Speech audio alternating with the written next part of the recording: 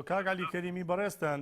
هەڵبەتە گەشتێک دەبێت لەسەر 57مین ساڵیادی شەهیدبوونی حەمەگوڵپی و هاوڕەکانی پاشانیش دەپرسم ئەم مێرشەی برادۆست چه ئامانجێکی لە پشتە و بۆچی بە تایبەتی پارتی دیموکراتی کوردستان کە دەسەڵاتداریە و ناوچەیە و بەگشتیش دەسەڵاتدارانی دیکەی هەرێمی کوردستان پارت و لایەنەکان حکوومەت پەرلەمان لێی بێدەنگن یا شەرمنانە پاساویشی بۆ دێنەوە. سلااو و ڕێزکاکەم درێم بۆ خۆت بۆ کارمەندەکان بۆ بینەرانی بەڕێزی ستەرتیوی پێش هەموو شتێک سەری ڕێز و نەوازیش بۆ شەهید کاک حەمەگوڵپی باوکی هاوڕێی بەڕێزم کاک دوکتفایق کە 57 ساڵەوە پێش لە شەڕێکی قارەمانانەدا لە منتەقەی شارە زوور کە دەنگی داوەتەوە هەموو تاکێکی کورد ئەو ڕۆکانە ناوی حەمەگوڵپی دەزانێەوە ئەو شەڕێکە لە سەی سایق کردویانە ڕەنگە کەم کەسە بە نەیزانێت جا بۆیە بەڕاستی سەری ڕێز و نەوازشی بۆ دادمێنین و هیوادارم یادی هەمیشە و دایم بەرز بێت و حقیقت ئەوەیە کار وە کاک دکتور باسی کرد ئەو ڕۆکانە تۆ دەبێت بۆ خۆت لەگەڵبی لە عایلەبی دەنا نابێت ئەگە شەهیدەکەشت زۆر قارەمان بێت شەهیدەکەشت زۆری کردبێت لایەکی کوردستانیشی بۆ ڕزگار کردی ئەگەر لە خۆیان نەبێت ئەوە ئێحمال دەکرێت ئەوە هیچ کوگومانی لەوەی دانیە بۆیە ئەو کەسانەی کە ئاواشن دەبێت کاکفایق دڵی بەوە خۆش بێکە باوکی لەبەرەی خەڵکە لەبەرەی دەسەڵاتداران نییە ئەو ڕۆ هەموو شتێک لەبەرەی دەسەڵاتداراندا نەبێت ئەوە ئێحمال دەکرێت ئەو ڕۆکانە دەسەڵات بەشی پێشی بە هەموو شتێکی گرتووە بە هەموو شتێک یعنی تەنانەت تۆوەرەوە کاک دکتور بۆ خۆی دکتورە وەرە تۆ بزانە دوینە کامپێرەکانت چیان کردووە حتا بربەرەکانی لەگەڵ نەخۆشی کڕۆناش بۆتە ئەوەی کە دەبێت خاوەنی عانەبی دەناگە خاوەنی عانەبی نامری جا بابێ مەسەرەوەی دیسانەکانە ڕێز و نەوازشم بۆ کاک حەمەگوڵپی وەسپاس بۆ دکتور و بەخێر بێ دکتور جان حقیقت ئەوەیە کە ئەوەی کە دوینەکرا بۆمان دەردەخا خاوەنی مەسیجێکە پەیامێکە کە پەیامەکە زۆر وازەحن نازانم خەڵکی کوردستان ڕۆشنبیری کورد نوخبەی کورد بۆ نایەنە سەرخەت پەیامەکە ئەوەندە ڕۆشنە کە پارتی حەز دەکا کە ئەدری خۆی فەرماندەی خۆی سەرکردەی خۆشی بکوژێ لە داخی گریلا کارێکی کردو لەو حیزبەی گریلا کارێکی کردو لەو بنەماڵەیەی کە شەویش خەویان لێ ناکەوێت ئەگەر دەیان فەرماندەی دیکەی وەکو دوینەکانە لە برادۆست بەدەستی فرۆکەکانی تورکیاش شەهید بوون دەی دیکەش بیستی دیکەش بەڵام بە شەرتێک زەربە زەرەر لە گریلابدا پارتی پێی خۆش بۆیە ئەگەر ئەوەی کە ئەو چەند ساڵەی تورکیا بەسەر خەڵکی کوردستان بەسەر خاچی باشوور بەسەر ئەوەی هێناوە بەڕاستی لە عیبە دەرچۆ شوورەیە کاکەن دەرینجا یعنی ئەتۆ بینی وڵاتێکی بێگانە وڵاتێکە سەروەری خۆی هەیە لە ناو خۆتداوە ناوی عێراقا و ئەو وڵاتێکە کە تورکیایە جیرانە جا هەرچێکی بێت ئاوا بە زەقی شەو و ڕۆژ لەیل و نەهار نازانم بە هاوین و بەزستان ئەتۆ کاکە دێنی سنووری ئەو وڵاتە دەبڕی بەڕاستی لێرە حەقە ڕاستە لە چاو هەرێمی کوردستان لە چاو دەسەڵاتدارەکانی هەرێمی کوردستان تا ئەو دقیقەیە کە من و تۆ قسە دەکەین عێراق موقفی تۆزێک لەوان باشتر بووە بەڵام دیسانەکانی عێراقی وەکو وڵاتێک کاکە چێ قبولی دەکا ئاوە پێشێلکردن و هاتنە شێلانی خاکەکەت و بەو وەزع هەموو ڕۆژە بریندار و کوشتە و ئەوە بەجێ بێڵێ و بەرووبوومی ئەو خەڵکە ئاگری تێبەربێ و بەدەیان خەڵکی لادێ ئاوارە بێت و ڕز و بەرووبوومیان بەجێ بێڵن بۆ ئاگر و بۆ سەربا بۆ ئەسکەرەکانی تورکیا بۆیە حەق وایە کە لۆبیەکانمان برادرانمان ئەندام پارلەمانەکانمان حکوومەت وەزیر سوزانن ئەوانەی کە لە بەغدا دەستیان دەڕوا ئیکۆن و تازە بەڕاستی لەگەڵ ئەو هاوڕێیانیان لەگەڵ ئەو کەسانەی کە لە بەغدا هەن دێنن ڕایان وەشێنن سینجان بگرن کاکە ئێوە چ دەکەن تورکیا ئێمە کوردین دەسەڵاتمان نییە ئێمە سەروەریمان نییە بەڵام ئێوە خۆ ئێوە ئەمریکاتان لە پشتە ئێستاژ لەگەڵ بێت عێراق لە ژێر چاوەدێری ئەمریکادایە عێراق داگیر کراوە لەلایەن ئەمریکاوە لە ماوەی 15 ساڵی ڕابردووە حەقە عێراق بێتە سەرخەت حەقە بێ بڵێن بەڵام حقیقەت ئەوەیە دەبێت میلەتی کورد ئەوەی لەبیر بێ تەنانەت دوژمنەکانیشمان لەسەر قەلاچۆکردن و جۆنۆساید و کوشتنی میلەتی کورد یەک دەگرێت. کاک دکتۆر کاک عەلی کەریمی ئەم جوڵەی هێزەکانی پاسەوانی سنووری عێراق لە نێوان سنووری باکوور و باشووری کوردستان بە تایبەتی هەرێمەکانی پاراستنی مەدیا لێکدانەوەی زۆری بۆ دەکرێت. خەڵک دەپرسێ لە هێزەکانی پاسەوانی سنوور ئێوە تێدەپەڕن بە بەلای بنکە و بارەگاکانی ڕژێمی داگیرکەری تورکیا کە زۆر و زەوەند و دەیانن لە باشیک تا دەگاتە زاخۆ لەوێەوە تا دێتەوە برادۆست هیچ هەڵوێستێکتان نییە، بەڵام دەچنە سەر هەرێمەکانی پاراستنی مەدیا و گەریلا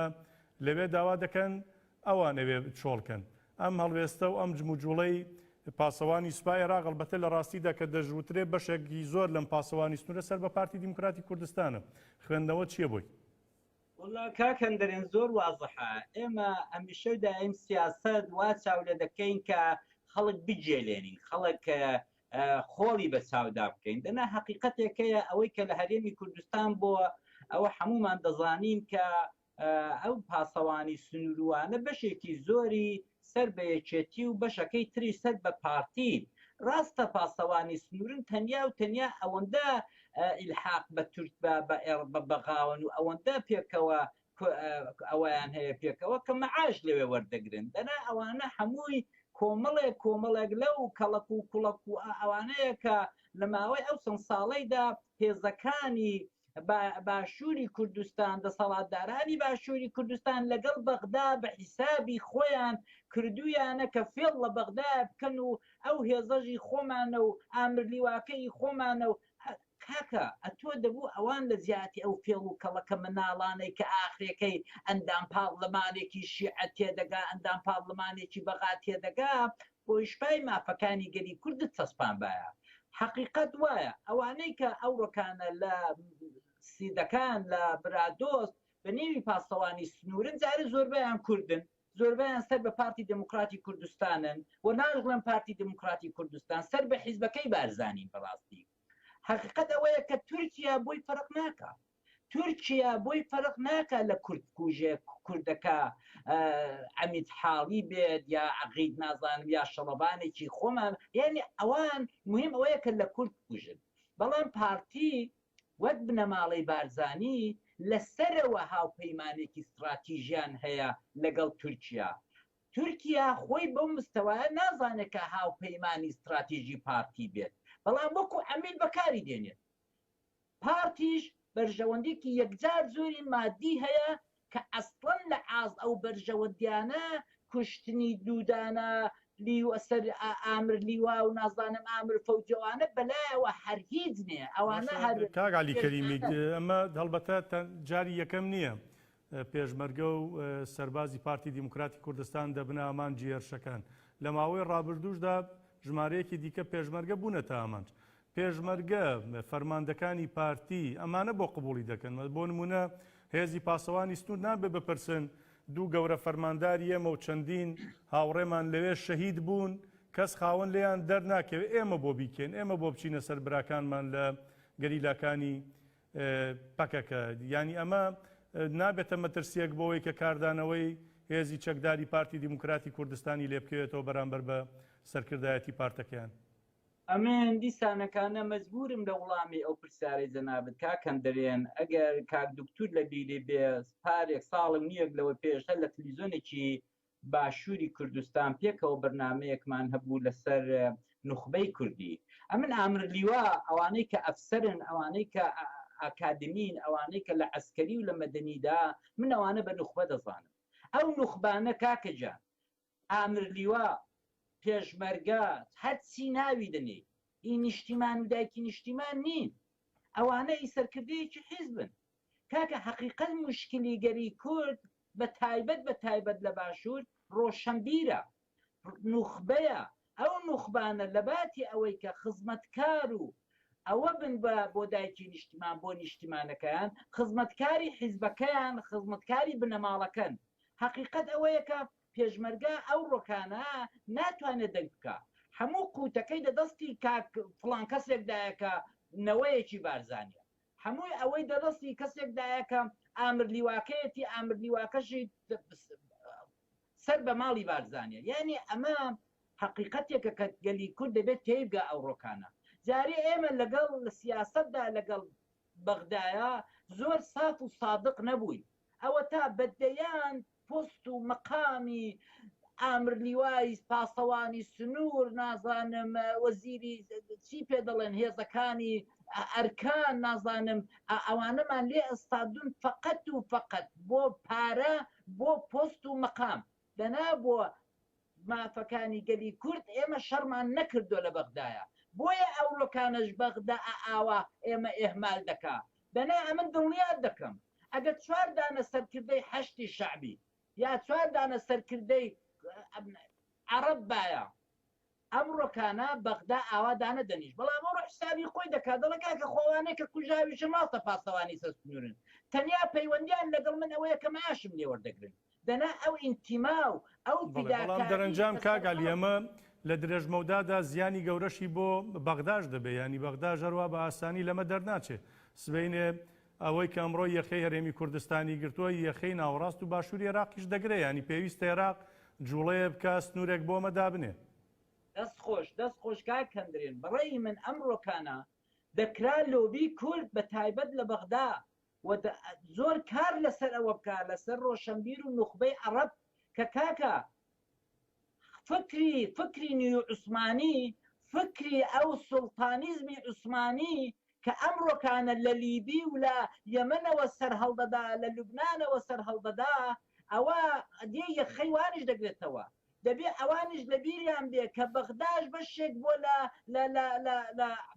دەسەڵاتی عوسمانی بۆیە ئەوڕۆکانە ئێمە ئەگەر بەڕاستی خەمخۆری میلەتەکەمان بین بەس دە فکری کیرفان و پارە و بزنس و نەوت فرۆشتندا نەبین و بێنین بەرژەوەندەکانی میلەتی کورد گەڵاڵە بکەین دەتوانین هاوپەیمان و دۆستی زۆر باش لە ناوچەکە لە هەموو ڕۆژهەڵاتی ناوەڕاست بۆ خۆمان بە دژی تورکیا بدۆزینەوە بەڵام کاکە جان ئاو لەسەر چاوەڕا لێڵە لێڵ ئەویش ئەوەیە کە تۆ دەناو خۆتدا دەناو وجودی خۆتدا دەناو ماڵی خۆتدا ئەمیلت هەیە ئەمیل ینی هاوپەیمان ینی جاسوس ینی هەرچی ئەتۆ پێی دەڵی خراپە ئەمە بنەماڵەی بارزانین کە دەسەڵاتێکی یەکجار زۆریشان بەداخەوە هەیە دەسەڵاتی ئەسکەریان هەیە دەسەڵاتی پارەیان هەیە کاکە تۆ سەیرێکی دموچاوی شارەکانی باشووری کوردستان کە ئەخر کەم نوخبە هەیە کەم زۆر کەم هەیە کە نەکردرابێت هەموو نوخبەکانیان کڕیوە تۆ سەیرێکی تەلەڤیزۆنەکانیان بکە 50 دانە تەلەڤیزیۆنی ناوخۆ و دەرەوە شەوانە هاوارێ دەکا هەمووی بۆتە بڵینگۆی بنەماڵی بارزانانی یەک ئیکڕەکەیەتی یەک ئینەوەکەیەتی یەک ئیبرازاکەیەتی یەک نازام چیچی دەی باشە و تیلیزۆرانە بەدەستی نوخبە و ڕۆژشەبیر دەسوورن ئەی ئەوانە کاکە بێدەنگن حقیقەت ئەوەیە ئەوڕۆکانە ئێمە دەبوو دانیشین دە فکریەوەی دابین هاوپەیمانێکی گەورە لەگەڵ هەموو گەلانی ناوچەکە بە دژی ئەو فکرە گڵاوە شۆوێنیستێ فاشیستەی تورکیا ئاغای ئۆردۆغان پێکەوە دروست بکەین کە بابە خەتەرەکە بەس لەسەر هەرێمی کوردستانیە خەتەرەکە سپەنی هەمووان دەگرێت زۆر باشە کاگالی دەوترێ هەتاوەکو کۆتایی بە هەژەمونی تورکیا لە باشووری کوردستان نەهێنرێت باشوور هەروە لە قەیرانە دەسوڕێتەوە لە بازنەیەکی داخراودا ناتوانێت لێی بێتە دەرەوە دەوترێت دەبێت کار بکرێ بۆی کە بنکە و بارەگا سەربازی و سیخوڕیەکانی ڕژێمی تورکیا لە باشوور بکرێنە دەرەوە ئەمە چۆن دەکرێت ئەمە کارێکی ئاسانە لە سای ئەو هەموو ڕێکەوتنە ستراتیژی و ئابووری و سیاسیە 50 ساڵەی کە بۆ نمونە پارتی دیموکراتی کوردستان لەگەڵ ڕژێمی تورکیا کردوێتی والله کاکەندرێن بە ئەمە زۆر سەریع بم کە هەمیشە ژوار بە ئاوەڵی قسە دەکەم ئەمە تورکیا ئەم پێ خەتەرێکی زۆر گەورە نییە بارحاڵ ئەو دەوڵەتانە دوای ساکسپیکۆ دروست بوون ینی هەمویان سەروەری خۆیانێ و جامیعەی نێونەتەوەیی نەئەکرێ ئەتۆس بە ئاسانی لێ ئەوە بکەین ئەوەی کە مشکلی منە ئەوەی کە باشووری کوردستان کە فەرمووت بەڕێی من کێشەی گەورەی باشووری کوردستان ئەو ڕۆکانە نە تورکیایە تورکیا دیارە کەڵەگایەتی دەکات دیارە وڵات پێشێل دەکات بەڵام ئەوە هەمووی جێبەجێ دەبێت لە ئاەندێکی زۆر نزیکدا چونکە خەونی عوسمانیزم و ئەوەی کە دووبارە ئیمپراتورێتی عوسمانی لە هەموو ڕۆژهەڵاتی ناوەڕاست بێتەوە ئەوە خەونێکە کە ئەمن هەر بە دووری دەزانم بەڕاستی وە شکست دەخوا و هەر ئێستا دەبینی سیاسەتەکانی ئاک پارتی دەنێو خۆیدا شکستی خواردەوە سیاسەتەکانی ئۆردوغان دەنێو دنیادا باوی نەماوە تەنانەت تەنیا کەسێکی کە تۆزێک ڕوویدایە و تۆزێک ئەوەی کرد ئەو ئاغای ترامپەیە ئەوە الحەمدولله بەیانی دوو بەیانی لە کۆڵمان دەبێتەوە کابرایەکی حتا بڵێ ناقابل ناشارەزا کابرایەکە سیاسەتی گەورەترین دەوڵەتی دنیاە و بۆتە چۆخای دنیاە بەڕاستی کارەسات بوو بۆ بەشەریەت کارەسات بوو بۆوان ئەوەی کە تەنیا کەسێک کە تۆزێک بۆی شل کردو و تۆزێک دانەخۆرەی کردو و تۆزێک ئەوەی دەکا ئەوە ترامپ بووە ئەم بەڕێی من ئەوەی بە خەتەر ناخوان کورد و کرمانجی بە نەتەوەی کورد دەڵێن ئەوەی کە خەتەرە لەسەر میلەتی باشوور ئەوەی کە تا ئەوان هەبن میلەتی باشوور برسی دەبێت ئەوەی کە ئەوان هەبن تا باشوور هەبێت زمانی ڕۆشنبیر و ڕۆژنامەنووسی دەبڵدرێت خەڵکی وەکو سۆرانی دەکوژرێت خەڵکی وەکو سەردەست عوسمانی دەکوژرێت دەبێ بە ئاشکرا بڵێ بنەماڵەی کەسبینێ ساڵیادی کوشتنیەتی ڕەحمەت لە بابەت ئەوەی کە دەبێ بڵێن نەتەنیا پارتی خەڵکی چاکی تێدایە باوەڕکە پڕە لە خەڵکی چاک ئەمە کۆمەڵە خەڵکی پارتی لە بادینان پەیوەندیم هەیە لەگەڵیان هەر پارتیشن بەڵام بەڕاستی گەیشتۆتە ئێرەیان لە داغ بنەماڵی باش چۆن ئەم دۆخە دەرباسکەین وەکو بەڕێزە داماژەی پێدەدەین چۆن لەو دەسەڵاتە و لەو بنەماڵی ڕزگار بێت ڕۆشنگەری دەکرێت ئەو دۆزە بە ڕزگار بوونمان بە ڕۆشنگەری دەکرێت بە خەڵک دەکرێت بە من دەکرێت بە تۆ دەکرێت بە کاکپایەقی دەکرێت کە هەدا نەدەین شەو ڕۆژ ئەمن ئەوە تا لەسەر ئەو تلڤیزیۆنانەی ئێوە سەدان زاری دەڵێمەوە کاکە ئەو سەرەتانێک لە باشووری کوردستان هاتۆ ناوی بارزانە دەبێ ئاوا قسە بکەین دەبێ ئاوا پێیان بڵین کاکە ئەتۆ تا ئەو سەرەتانە نەبڕی ئەم ڕەفیقەکەم سەرەتانی بوو کوتیان کاکە تۆزەکی ببڕەوانە ئەو کاک دکتور بۆ خۆی باش دەزانێت کوتی کاکە دکتورەکە پێی کرد لە بریتانیایە کوتی کاکە ئەوە هەڵدەداتەوە دەبێ خاشە بڕی کەیت کە خاشە بڕت کرد ئەوە تۆ دەتوانین دە مەترسیەوە ژێ زۆر کەس دەوترێ ئەوەی کە بەڕێزە داماژەی پێدەدەی کورد بکەوێتە دۆخێکی شەڕی ناوخۆیی و کورد بە کورد و براکوژیەوە نه کاکە لەوەیدا هەڵەین دەبێ میلەتی کورد ئاگا بێت تازە فکری شەڕی ناوخۆ بەسەر چوو تازە تەقەی ناوخۆ بەسەر چوو دەبێ ئێمە بە خەباتی مەدەنی دەبێ ئێمە بەوەی کە وەکو کاکە تۆ سەیرکە لوبنان دوینە پێرێ بزانت چیان کرد کاکە حکوومەت کارێنا خوارە ڕووخاندیان بەڕاستی کاکە دەبێ بین نەقورچێک لە خۆمان بگرین نەقورچێک لە خۆمان بکەین ئەی نەتەوەی کورد ئەمڵتا من نەتەوەی کورد هەمووی بە ئازا دەزانم ئەوەی کە بۆتە مۆرکە بۆتە خۆرکەی نەتەوەی کورد بۆتە ئاستەنگی ڕۆشنبیری کورد خودی ڕۆشنبیرەکەیە دیسان دەیڵێمەوە کورد ڕۆشنبیری نییە کاکە کورد ئەوەتا هەمووی بۆ مۆنیکایەک بۆ پارچەیەک عەرز تۆ بڕۆ بزانە کاکە چی ها عەرز دابەشکراوە لە هەردووگلا چی ها مۆنیکا وەنەوشە وەڵڵی برادێکم هاتبوو 4-5 ساڵ 7 ساڵ لەوە پێش لە باشماغەوە چوم هێنام کاکە هەر ئاوە فەقیرە چاوی دەجێڕا هاتینەوە سلەیمانی کوڕکتی عەلی ئەوەندە مۆنیکایی کە ئەمن دیتم ئەوەندە وەنەوشەیی کە ئەمن دیتم دەوڵەتی پێ دروست دەبێت دەوڵەت کاکە هەموو خەڵکیان خستاندووە بۆیە ئێمە دەبێ هەدا نەدەین ئەو چەند کەسەی کە هەین هەدا نەدەین پێشتان دەڵم مزگەنیشتان دەدەمێ خەڵکێکی وشیار لە ناو خودی بادینان خەڵکێکی وشیار لە ناو خودی بنەماڵی بارزانی ئەمڕۆ وەکو من قسە دەکەن ئەوڕۆ وەکو من بە خەڵک دەڵێن کاکە ئەو خانەوادە نەک بنەماڵی گەورەی باردە بەڵام ئەو خانەوادەی مەلا مستەفای بارزانی کاکە هاودەستی تورکن ئەزانی ئەوانە خەونی چی دەبینن خەونی ئەوەی دەبینن کە تورکیا بێ هەموو وڵاتەکە داگیر بکە سپە و دووی ئەویش لوتف بکە ئاغای سوڵتان ئۆردوغان لوتف بکە کاک مەسعود یارێکێک لە بارزانیەکانی نەوەکانی مەلا مستەفا بکاتە والی ویلایەتی مووسڵ کوڕە کاکەوە خەون لە ڕابردوشدا لە مێژوودا زۆر کەسمان بینی لە سەردەمی دەسەڵاتدارەتی عوسمانی و سەفەویەکان و قاجار ئەفشار چوزانە مەمانە کرانە والی و پاشانیش لە ملیان درە ڕەحمەت لە بابێت ئەوەیە کە ئەوانە لە خەونێکی کەروێشکیدا دەنون کە ئەسڵە بەڵام یەک شتیان هەقە من هەقیان پێ دەدەم ئەو سەروەت و سامانەی کە ئەمن دەیزانم ئەوانە لە تورکیا بڵاویان کردوتەوە لە پەمبی بەنزینەکان لە ڕوستورانەکان لە مەتئەمەکاندا حەقیانە کە ئەو ڕۆکانە هەر وەک چۆن هەر بەشێک لە برادرانی سلێمانیمان بەشێک لە برادرانی کۆنی یەکێتی کە ئەو ڕۆکانە لێدا کاکە هیچ دەنجە ناکەن دەزانی بووە چونکە بەرژەوەندیان لە هەولێرێ هەیە چونکە ئەنواعی بینا و نازانم چی سەرمایان لە هەولێری هەیە سبێنێ دەڵێن تێک نێوانی یەکێتی و پارتی ئێمە هەموو مڵکوماڵەکانی ئێمە داگیر دەکرێت بۆیە لە ئێستاوە ئەوە تا دەبینی هەر ساڵی سەرکردەی یەکێتی دەچێتەوە ناو پارتی لەوێ لەبەر لەسەر باغ و وێلاکانی و لەسەر هۆتێل و خستەخانەکانی دادەنیشێت بۆیە ئێمە دەبێ ئاوا بە شەفافی ڕۆشنبیری کورد ڕخنەگری کورد دەبێ ئاوا بە شەفاف بیکەیتە دوایین پەیامیشە دوایین شتێکە بیڵێ بەرەو کۆتایی دەڕۆین کاگالی ئەمن پەیامم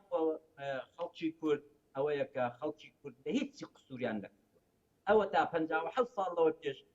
پیاوێکی وەک بابی ئەو بەڕێ زەمان ئاک دکتوری چی نەکرد خەڵکی کورد لە فیداکاری لە ئەنفال لە پێشبەرگایەتی لە داستان و حەماسە قوتاندن هەموو شتێکی کرد ئەوەی کە ئەو کان بۆ تا ئاستەنجی میدەت ئەویش ئەو چرایە پێی دەڵم ڕۆشنبیر ئەخر ئەگەر تۆ بچی بۆ تاریکستانێک ئەگەر چرایەکت پێ نەبێت هەڵدەنگوێی تێدەکەوی دەچاڵ دەکەوی ڕۆشنبیر بۆیە ڕۆشنبیرەکە دەستی ئەو میدەتە بگرێ ڕێگای ڕاست و دروستی پێ بڵێت بەداقەوە ڕۆشنبیری من و تۆ دەفکری مۆنیکا و دەفکری هێنان و دەفکری باغ و بێلادا تۆ وەربزان هەر ڕەفیقەکانی من و تۆ کاکەن دەبێت ڕەفیقەکانی من و کاک دکتۆر فایقی چی ها عەرز و بێلایان هەر لە مێرگەپان دەستی تەک و لە هەولێرەش ئاگام سەنجان بەڵێ زۆر باشە کاگالیگەن کاک دەکلێمانی باشووری کوردستان لەگەڵمان بەشدار بووی هەروە بەڕێز عەلی کەریمی سیاسەتمەدار لە لەندەنی پایتەختی بەریتانیا زۆر سپاس بۆ بەڕێزیشتان سپاس بۆی و ئازیزیش بینەرانی هێژە تا ئێستا لەگەڵمان دامانەوە تا بە یەگەشتنەوەیەکی دیکە شاد و بەختەوەر بن شەو شەوگارێکی خۆشتانە بێ